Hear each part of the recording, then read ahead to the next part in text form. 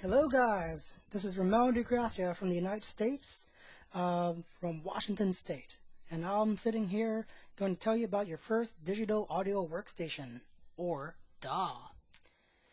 This is called Reaper. It is a program that's only 60 bucks and is just as good as Sonar, just as good as Logic Pro, and does all the things they need for a cheaper price, and has an open source community. First off, to get started, we will go to our preferences so we can make sure all the recording settings are where they're supposed to be. Of important note, input device. This is hooked up to my audio interface. We discussed that in the last lesson from week 1. The sample format is at 24-bit, which is higher than the CD standard of 16-bit. And we'll keep it at 24 for great recordings. Sample rate is set for 48,000. And as you can see, as I make this number larger and smaller, the latency is being recalculated on the fly. The same thing happens when I go through my buffer and start typing in numbers there too. Now, as you can see, the higher the buffer, the higher the latency. As it was discussed in the lesson, if your buffer is really high, that means you can add a ton of virtual instruments, and it's really fun. But your latency gets super high as well, and that means that the time it takes from you to hit a note on your keyboard or your instrument to the time that it comes out of your speakers gets larger and larger, which can hinder a performance badly. So, to make this into a bearable 85 milliseconds, which is still actually pretty high, we'll set it for 4 buffers at 1024, or 2 to the 10th.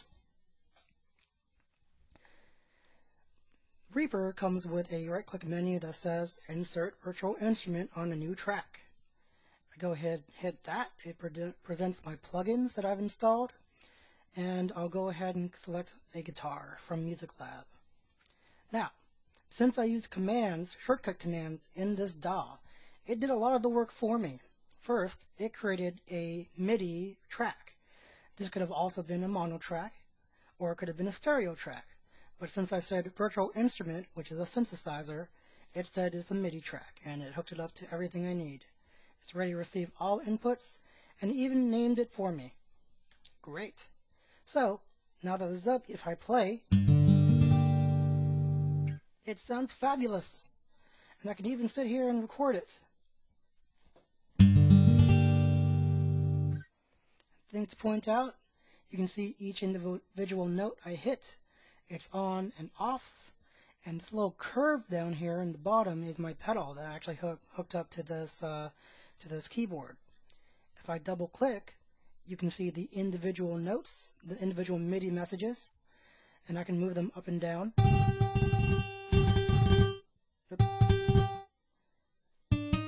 There you go. And the velocities are listed down here, and I can move them up and down as well. Now, really quick, before I end this lesson, I'd also like to point out, we talked about how buffers can be bad if they're too high. But we didn't talk about how bad are buffers if they're too low. If they're too high, you get delay. But if they're too low, what happens?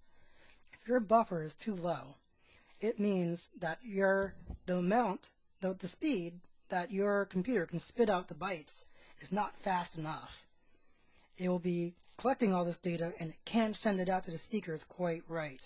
And so what happens when bits are off? If you remember from the lesson, you get a click. And so if we set this down to only a 768 sample rate, and we play, you hear all those clicks? That's really bad, and it was happening a lot. If I kept playing, those bits would just build up, and the bits that were just coming out of it would be all over the place, and to the point it would freeze up the DAW. If that happens, you almost have no choice but to shut this whole thing down and restart from where you left off. Or if your audio station has a autosave, you can go back where it last saved. Anyway, so lessons to take away is set up your preferences, set up your correct MIDI track, how to edit your MIDI, and make sure your buffer can handle the load you're putting onto it. I still like to have mine at 1024, and that handles everything I have fine. See you later, guys.